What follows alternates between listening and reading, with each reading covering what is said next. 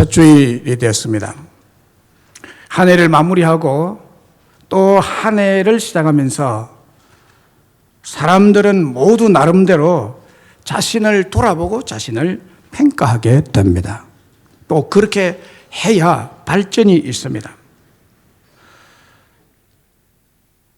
여러분의 삶은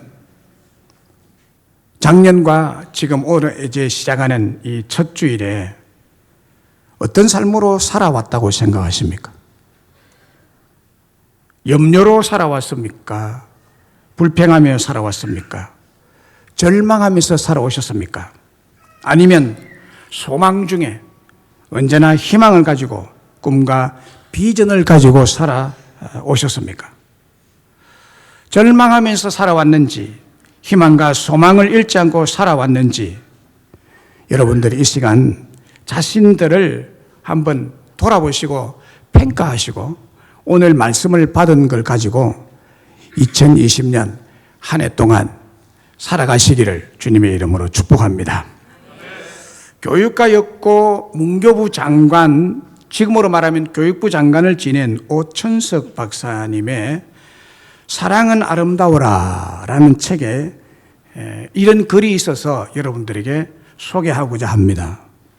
나는 교사다. 어린 아이들을 가르치는 나는 아이들 곁에 있으면서 아이들에게 한글을 가르치는 자신의 일을 사랑했다. 까막눈이었던 아이들이 나를 통해서 언어를 깨우치고 훗날 책을 줄줄줄줄 읽는 모습을 보노라면 무척 보람을 느꼈다. 오늘이라는 이 날은 처음에는 그저 여느 날과 다름이 없이 시작되었다. 그러다가 아침부터 일이 터지고 말았다. 아이들은 유난히 오늘따라 말을 듣지 않았고 물을 쏟는 아이, 친구에게 빼앗긴 도시락을 달라고 우는 아이, 나쁜 짓을 한 아이를 데려다가 야단치는 모습을 넉나간 사람처럼 물끄러미 바라보던 나는 이제 그만 정신을 차려야지 라고 생각했다. 그런데 그때 한 아이의 학부모가 찾아왔다. 이야기를 들어보니 그 부인은 자신의 아이가 국어 점수가 1점이 모자라서 우수반에 들어가지 못한 것에 대하여 하염없이 울었다. 나는 속으로 그까짓 것 가지고 울 것 없으니 그만하세요 라고 말하고 싶었지만 그래도 프로 정신을 발휘해서 꾹 참고서는 미소 띤 얼굴로 다음 학기에는 좋은 결과가 있을 것이니 결코 실망하지 말라고 격려하고서는 돌려보냈다. 거기까지는 그래도 괜찮았다. 한 아이가 들고 있던 걸레자루에 그만 내 바지가 걸려서 쭉 찢어져 내려갔다. 그렇지 않아도 오늘 일이 잘 안 풀린다고 생각했는데 바지 사건이 나니 정말 짜증이 폭발할 지경이다. 얼굴에 열이 올라오는 것을 느끼고 있는데 교장 선생님이 나를 호출했다. 불려가면서 생각하니 매우 중요한 보고서를 작성해야 하는데 아이들과 씨름하다 보니 그만 그것을 잃어버렸다는 생각을 했다.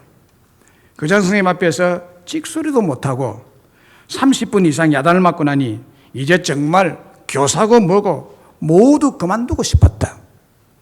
집에 가는 길에 1년에 한 번 모이는 중요한 약속이 생각났다. 아, 정말 가기 싫은데 하면서 안 갈 도리가 없었다. 결국 모임에 참석은 하였으나 머릿속에는 이제 정말 교사라는 직업에서 물러날 때가 되었구나 라고 결심을 하고 있었다. 몸과 마음은 이제 지칠 대로 지쳐서 손가락 하나 까딱할 기력도 없었다. 모임에서 나와 집으로 가는 버스를 기다리기 위해서 정류장 의자에 앉아서 하염없이 길거리를 바라보고 있었다. 바로 그때였다. 옆에 앉은 부인이 나를 알아보면서 선생님 안녕하세요 라고 인사를 하는 것이 아닌가. 나도 안녕하세요 라고 그녀를 바라보았다. 선생님, 어제 이 정류장에서 한 아이와 그 어머니를 만났는데 그 아이가 선생님 얘기를 했어요. 그 아이는 우리말을 전혀 하지 못하는 눈치였어요. 아이는 주머니에서 사진 한 장을 꺼내는데 저는 이 선생님을 참 좋아해요. 나중에 크면 이 선생님처럼 될 거예요. 그 사진 속에 있는 분은 바로 선생님이셨어요. 선생님이 이미 이민 온 지 얼마 안 되어 전혀 읽지도 쓰지도 못하는 자신을 얼마나 사랑과 인내로 지도해 주시는지 3개월도 채 되지 않아 자신은 선생님 덕분에 잘 읽고 잘 쓰게 되었노라고 하더군요. 바로 그때 섬광처럼 내 머리에는 나라는 존재가 쓸모가 있네. 여태 내가 무슨 생각을 하고 있었지? 선생을 그만둔다고? 아니야. 그럴 수는 없지. 다시 그런 생각을 하지 말아야지 하고 생각했다라는 글입니다. 사람은 누구나 자기 자신이 별로 쓸데없다고 생각하기 참 쉽습니다. 더욱이 자신이 하는 일이 꼬일 대로 꼬여서 어느 것 하나 술술 풀리지 않을 때 그런 절망을 하게 되고 모든 희망을 잃어버리게 됩니다. 그래서 하던 일을 다 포기하고 싶을 때가 있는 것입니다. 그런데 너무나 은혜로우신 하나님께서 이런 부정적인 한 해를 흘려보내고 새로운 한 해를 주심으로 새롭고 또 다른 기회를 우리에게 주신 줄로 믿습니다. 하나님께서 오늘 새롭게 출발하는 새 첫 주일에 우리가 가져야 할 성경적 토대를 가지도록 말씀을 우리에게 주십니다. 오늘 본문 말씀에 우리들을 향한 하나님의 생각과 계획이 무엇이라고 말씀하십니까? 하나님은 우리에게 미래와 희망을 주신다고 하십니다. 11절에 여호와의 말씀이니라 너희를 향한 나의 생각을 아나니 평안이요 재앙이 아니니라. 평안이요 재앙이 아니니라. 너희에게 미래와 희망을 주는 것이니라. 미래와 희망을 주는 것이니라. 꿈을 주시는 것이니라. 소망을 주시는 것이니라. 비전을 주시는 것이니라. 할렐루야. 지난 1월 1일 신년 예배 때 말씀드린 대로 하나님은 우리를 향하신 생각을 가지고 계십니다. 하나님은 우리를 향해서 계획을 가지고 계십니다. 플랜을 가지고 계십니다. 그 플랜이 뭐냐? 우리에게 벌을 내리고 재앙을 주고 사건을 일으키고 일이 꼬이도록 불행을 주시는 분이 아니라는 거예요. 그게 아니라는 거예요. 우리 하나님은 우리를 향한 플랜이 있는데 그 플랜이 뭐냐? 평안을 주겠다는 거예요. 평안을 주시는 분이고 행복적 샬롬을 주시는 분이라고 지난 1월 1일에 말씀을 드렸습니다.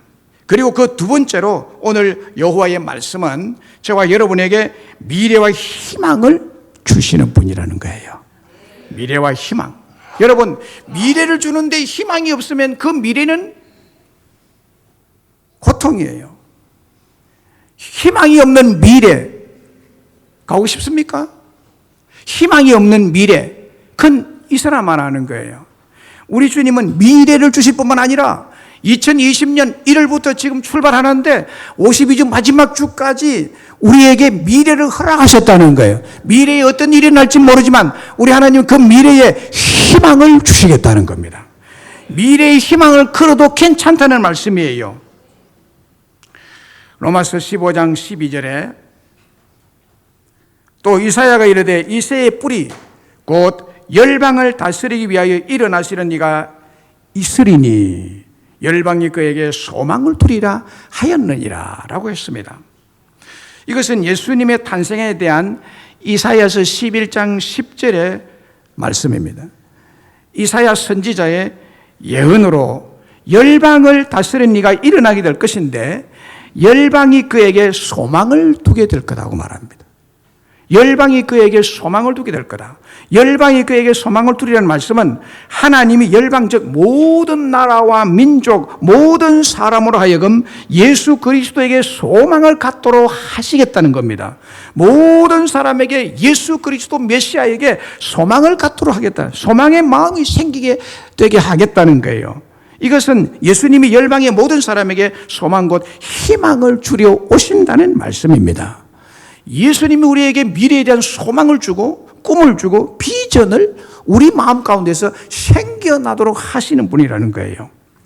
베드로전서 1장 3절에 예수 그리스도를 죽은 자 가운데서 부활하게 하심으로 말미암아 우리를 거듭나게 하사 산 소망이 있게 하시며라고 했습니다. 여기 보면 산 소망, living hope, living hope. 베드로는 부활하신 예수님을 다시 만난 후 예수님이 십자가에 있을 때 도망가 버렸죠. 그리고 부활하신 다음에 베드로가 예수님을 다시 만나게 됩니다. 그 만나 후에는 그의 삶 가운데, 그의 살아가는 삶 가운데 암울한 상황과 어떤 절망적인 상황에서도 예수님이 주신 희망으로, 희망의 사도로 살아갈 수가 있었던 것입니다. 그래서 그가 산 소망을 우리에게 주신다는 말씀을 고백을 하고 있는 것이죠. 새해를 시작하는 오늘 우리에게도 부활하신 예수님께서 베드로에게 살아있는 희망을 주신 것처럼 하나님은 산 소망, 살아있는 희망, 미래를 위한 희망을 저와 여러분에게 주시고 계십니다. 일반적으로 성공하는 사람들에게는 세 가지의 좌우명이 있다고 합니다. 성공하는 사람들에게 세 가지 좌우명. 참 중요한 이 메시지입니다. 세 가지 좌우명. 그런데 실패하는 사람, 실패를 거듭하는 인생에게는 이런 좌우명이 희미하거나 없겠죠.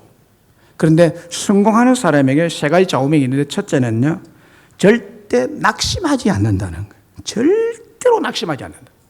어떤 낙심할 일이 있어도 자기에게 정말 다 내팽개치고 던져버리고 싶어도 그건 일시적이고 다시 뭘 하고 절망을 안 하는 사람이 성공한대요, 성공. 두 번째는 반드시 끝까지 해낸다는 겁니다. 끝까지 해낸다는 거예요. 해낸다는 거예요. 세 번째, 결코 희망을 포기하지 않는다. 희망을 포기하지 않는다. 희망을 가진다는 거예요. 이게 세 가지만 가지면, 이것을 자신의 인생의 좌우명으로 삼으면 성공하는데, 성공한 사람들의 95%가 이 세 가지 좌우명을 가지고 인생을 살아간다는 것입니다. 네, 여러분, 성공하는 사람들은요, 결코 희망을 포기하지 않습니다. 희망을 포기하지 않아요. 이것을 좌우명으로 삼고, 이것을 자기의 삶의 철학으로 삼고, 희망하는 일에 거기에 집중을 하면서 살아가는 사람입니다. 여러분, 희망을 주님이 주십니다. 하나님이 희망을 주셔요, 희망을. hope, vision, 이것을 우리에게 주십니다. 미국의 저명한 개혁주의 신학자인 조지 레더는 산소망, 살아있는 희망을 뭐라고 말했는가 하면 축복된 희망이다 라고 했습니다. 축복된 희망. 이 희망이 우리에게 축복을 준다는 거예요. 희망이 축복을 준다. 하나님께서 주신 산소망은 축복된 희망인 줄로 믿습니다. 독일의 유명한 신학자 위리겐 몰트만 박사님이 계십니다. 자신의 신학을 희망의 신학이라고 합니다. 희망의 신학을 하는데 몇 년 전에 우리 한국을 방문했습니다. 이 신학자가. 그때 강의를 하면서 이제 질문 시간에 목사님들이 이런 질문을 했습니다. 왜 당신은 희망의 신학을 주장합니까? 희망의 신학을 주장하는 이유가 뭡니까? 왜 그렇게 희망의 신학을 주장합니까? 라고 하는 질문에 그는 이렇게 자기의 과거의 희망의 신학을 가지게 된 스토리를 이렇게 이야기했습니다. 들어보십시오. 그가 17살 때 세계 제2차 대전이 발발했다고 합니다. 그는 독일군으로 징집이 되어서 전쟁에 나갔다가 금방 포로가 됐다고 그래요. 영국군에게 포로가 됐어요. 영국의 수용소에 수용이 됐는데 그는 그 수용소에서 심한 좌절과 모욕을 당하면서 극심한 고통에서 시달리면서 인생에 대한 절망을 가졌답니다. 엄청난 절망을 했다. 게다가 자신이 태어난 함부르크가 폭격으로 완전히 폐허가 되고 가족들은 그 폭격으로 다 죽었답니다. 이런 소식을 듣고 그가 더욱더 절망에 빠져들었습니다. 몰트만 박사는 이제 나라도 망하고 자기가 태어난 도시도 폭격으로 폐허가 되고 부모, 형제, 자매 다 죽고 게다가 자신은 또 포로 수용소에 포로가 되어서 언제 죽을지 모르는 그런 상황 가운데 있는데 그곳에서도 멸시와 모욕을 당하고 있는데 삶의 의미라는 것이 있겠는가? 라는 생각으로 자살해버리려고 생각을 했답니다. 그때 어느 목사님이 오셔서 성경책 한 권을 주셔서 읽게 되었습니다. 그는 성경을 읽은 중에서 예수님께서 십자가 못 박혀 죽는 장면을 보았습니다. 하나님의 아들로서 세상에 왔는데 세상은 그를 인정하지 않았습니다. 그래도 예수님은 많은 이들에게 선을 베풀어 주었습니다. 그리고 병든 자들을 치료해 주셨습니다. 그러나 그렇게 은혜를 입은 자들이 다시 일어나서 오히려 저를 십자가에 못 박으라고 몰아쳤습니다. 또 가장 가까이에서 주님을 섬긴 제자들도 모두 도망쳐 버렸습니다. 예수님께서는 가장 외롭고 가장 처절하게 버림받아 십자가에 못 박혀 죽으신 것입니다. 몰트만 박사는 이 장면에서 자기의 절망과 예수님의 그 절망적인 상황의 동질감을 강하게 느꼈습니다. 그러나 예수님은 죽으신 지 3일 만에 사망과 음부를 이기시고 부활하셨습니다. 이 십자가와 부활 사건은 몰트만 박사에게는 큰 충격이었습니다. 그는 가장 어둡고 캄캄한 절망에서 부활의 승리를 가지고 일어나는 예수님을 보고 희망은 있다. 그래서 희망의 신학을 발견하게 되었다고 간증을 했습니다. 그렇습니다. 위기와 절망의 때에 오히려 하나님께 주시는 가장 강력한 희망이 사람들에게 힘을 주는 삶의 에너지가 되는 줄로 믿습니다. 윌리엄 시드니 포트의 마지막 입새라는 소설이 있습니다. 마지막 입새라는 소설이 있어요. 마지막 입새 많이 들어보셨죠? 이 사람은 어린 시절에 부모님을 잃고 15살까지 학교 교육을 받을 정도로 불우한 삶을 살았습니다.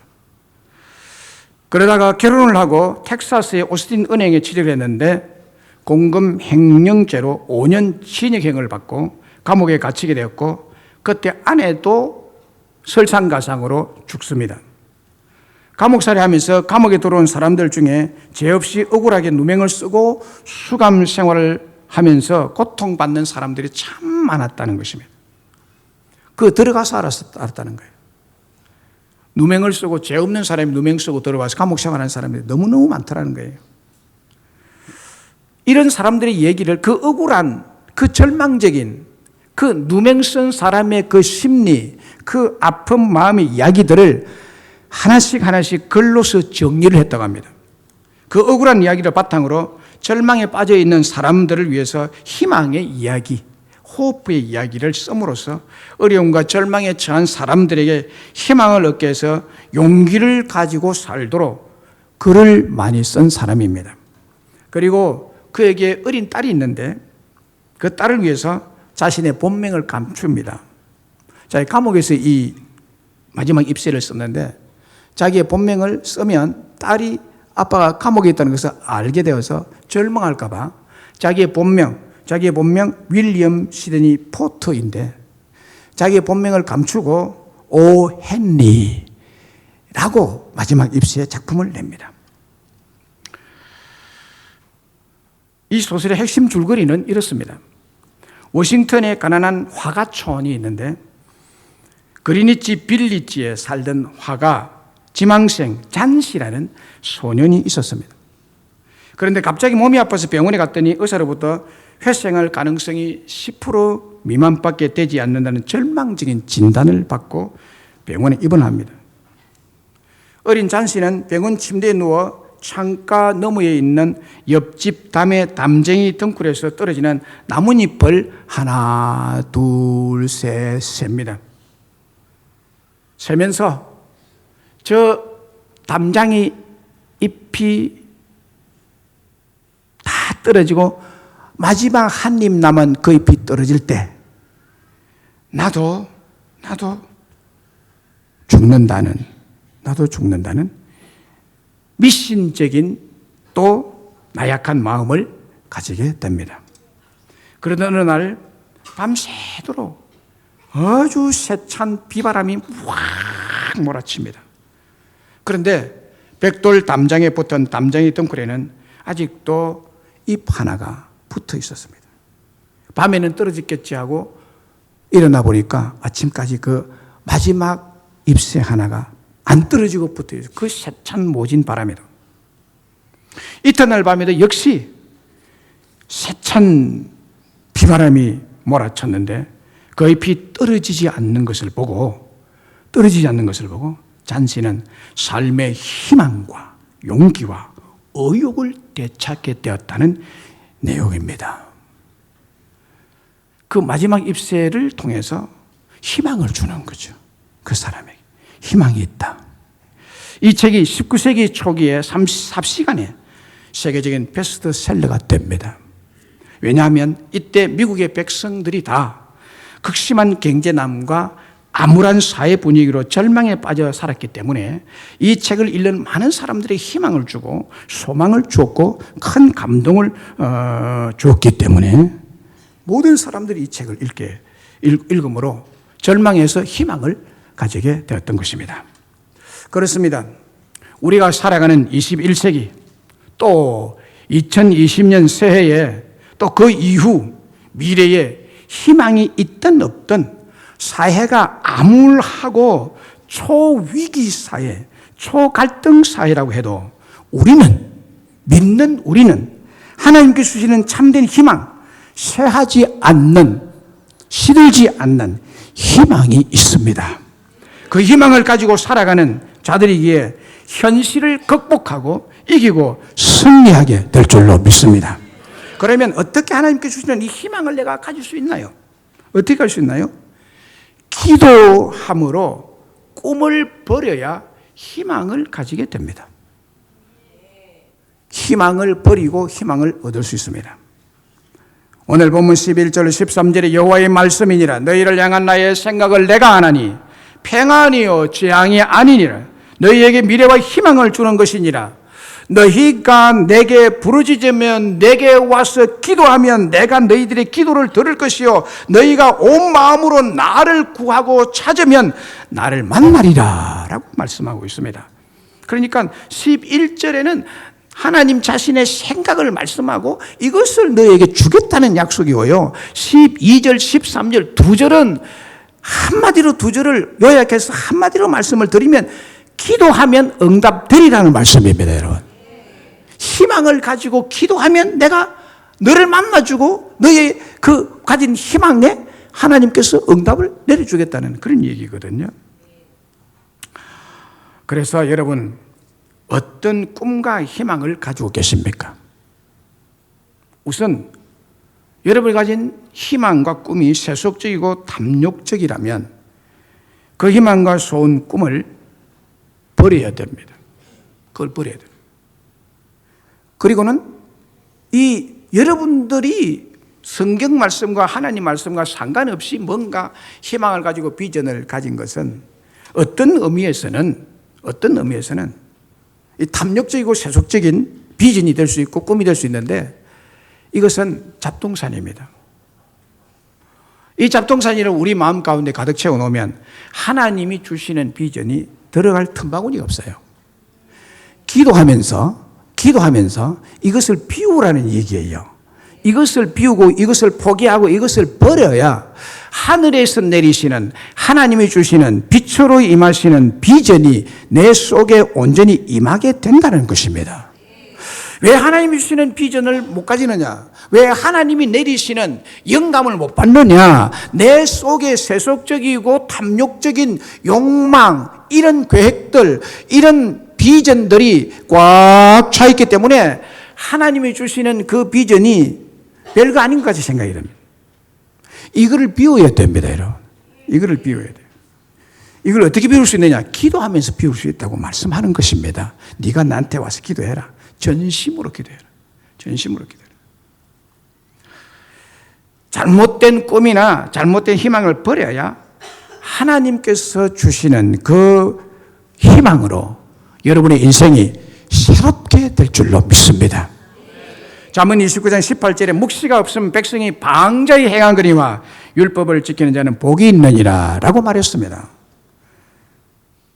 하나님의 묵시, 이것을 영어 성경에는 이렇게 번역했습니다. There is no vision. There is no vision. The people perish 라고 말합니다. There is no vision. 비전이 없는 사람, 곧 희망이 없는 사람은 그 백성, 바로 그 백성은 망한다. perish. 이 perish라는 영어 단어는요, 저주가 섞여서 망한다는 거예요. 신의 저주가 임한다는 얘기입니다. 비전이 없는 사람은. 근데 이 비전은 무슨 비전이냐는 거예요. 이 비전이라는 말 자체가 하나님이 주시는 꿈, 희망이라는 것입니다. 하나님이 주시는 꿈, 하나님이 주시는 비전, 이것이 우리에게 희망이 되는 거죠. 희망이 되는 거죠. 그래서 기도를 깊이 하나님께 하시는 분들은요, 이런 비전과 희망을 받고 그 희망대로 삶을 살았더니 성공한 사람들이 참 많습니다, 여러분. 그걸 지금 이 시간에 다 말씀을 드릴 수 없습니다. 하나님 주시는 비전과 꿈, 희망을 이 정초에 여러분 마음속 깊이 간직하시기를 주의 이름으로 축복합니다. 달걀은 품속에 품을 때 병아리가 되지 품지 않으면 절대로 병아리가 되지 못합니다. 꼭 마찬가지로 오늘 하나님께서 주시는 꿈을 품을 때 여러분에게 내일의 성공이 보장이 될 줄로 믿습니다. 희망시인 정호성 씨의 시, 더 나은 미래를 위하여라는 시가 있습니다. 더 나은 미래를 위하여, 이런 시입니다. 여러분들에게 소개합니다. 희망을 만드는 사람이 되라. 이 세상 사람들 모두 잠들고 어둠 속에 갇혀서 꿈조차 잠들 때 홀로 일어난 새벽을 두려워 말고 별을 보고 걸어가는 사람이 되라. 희망을 만드는 사람이 되라. 이렇게 시를 지어서 노래했습니다. 참 공감이 가는 시입니다. 사랑하는 여러분, 교회는 꿈을 주는 곳입니다. 교회는 여러분에게 비전을 심어주는 곳입니다. 교회 강단은 꿈을 나누어 주는 곳입니다. 목사의 설교는 꿈이 있는 하나님의 말씀을 선포함으로 비전과 꿈과 희망을 불어넣어 주는 자입니다. 그리고 이 교회에서 설교를 청취하고 들음으로 희망을 가지고 꿈을 가지셔야만 합니다. 매주일 교회에 나올 때 절망 중에 왔지만은 예배를 통해서 희망과 꿈을 안고 돌아가시기를 주님의 이름으로 축원합니다. 말씀을 맺습니다. 오늘 본문 말씀은 2020년 1월 1일부터 몇 주 동안 선포하라고 하나님께서 저에게 감동을 주신 말씀이에요. 예레미야서 29장 11절 13절은 하나님이 12월 달에 하나님의 내년에 어떤 메시지를 선포할까요? 라고 제 마음에 이 숙제를 가지고 새벽기도 때만 하나님께 물었어요. 그랬더니 하나님이 예레미야서 29장 11절 13절에 있지 않느냐, 그걸 선포해라. 이 나라가 초위기 시대다. 초갈등 시대에 우리가 살고 있다. 하나님이 무엇을 우리에게 주실지 네가 선포해라. 이런 감동이 제 마음에 아주 강하게 왔습니다. 그래서 지난 1월 1일 신년 예배 때 하나님이 우리에게 주시는 것은 재앙이 아니라, 벌이 아니라, 이놈 못된 놈 뒤통수 때리는 것이 아니라 하나님은 우리에게 행복, 토브, 샬롬을 주시는 분이다. 말씀을 드렸습니다. 그리고 오늘 그 두 번째 시간에 하나님 우리에게 미래의 희망을 주는 분이시다. 미래도 줄 뿐만 아니라 미래의 소망을 주시는 분이라는 거예요. 미래의 소망이 있어야 될 것 아니에요. 그래 미래가 복된 것이죠. 그 소망을 주시는 것이다. 이것이 하나님께서 저에게 감동을 주신 말씀이에요. 그래서 저를 통해서 여러분들에게 이 말씀을 전달하고 선포해서 하나님의 생각을 뜻을 알게 하고 가르치기를 원하십니다. 오늘 본문 11절을 다시 읽습니다. 여호와의 말씀이니라. 너희를 향한 나의 생각을 내가 아나니 평안이요 재앙이 아니니라. 너희에게 미래와 희망을 주는 것이니라. 할렐루야. 이 말씀에서 올해 우리 교회 주시는 꿈과 비전, 희망이 3개 있습니다. 하나님이 저에게 주신 희망, 하나님이 저에게 주시는 꿈, 하나님 저에게 주시는 living hope, 비전이 3개 있습니다. 저와 같은 마음을 가지시기 바랍니다. 하나님은 교회가 하나 되기를 원하는데요, 제가 선포하는 이 말씀과 하나가 되는 one heart, one mouth, one will. 자, 저에게 주신 꿈은요, 행복을 꿈꾸라, 이것입니다. 올 2020년 1월달부터 10월달까지 여러분 모두가 나는 행복하다, 행복하게 될 거야, 하나님이 행복을 약속하셨다, 재앙이 아니고 벌이 아니라 하나님이 내게 행복을 주셨다, 행복이 된 꿈을 가지시기를 주의 이름으로 축원합니다. 두 번째는 부흥을 꿈꿔라. 부흥, 리바이벌, 부흥을 꿈꾸라, 부흥을 꿈꾸라. 여러분의 가정의 부흥을 꿈꾸고, 여러분의 사업의 부흥을 꿈꾸고, 교회의 부흥을 꿈을 꾸라. 이걸 저에게 강하게 메시지를 주었어요. 세 번째는 제자의 꿈을 꾸라. 제자의 꿈을 꾸라. 제자가 되고 제자를 만드는 꿈을 가지라. Disciple, make disciple. 내가 제자가 되고 제자를 만드는 이런 삶을 살아라고 저에게 이 비전, 이 꿈을, 이 희망을 주셨습니다. 2020년 이 3가지의 희망을 여러분들이 꼭 가지시고 이것을 가지고 하나님 앞에 기도할 때 여러분의 마음 가운데 있는 이 이기적이고 세속적이고 담력적인 그 희망을 버려버리고 이 꿈을 여러분 마음 가운데 가득 담아서 기도할 때 그의 나라와 그의 의를 구하는 것이 되게 되므로 이 모든 것을 필요한 것들을 하나님이 덤으로 받는 이런 복된 새해가 되시기를 주님의 이름으로 축복합니다. 축복합니다.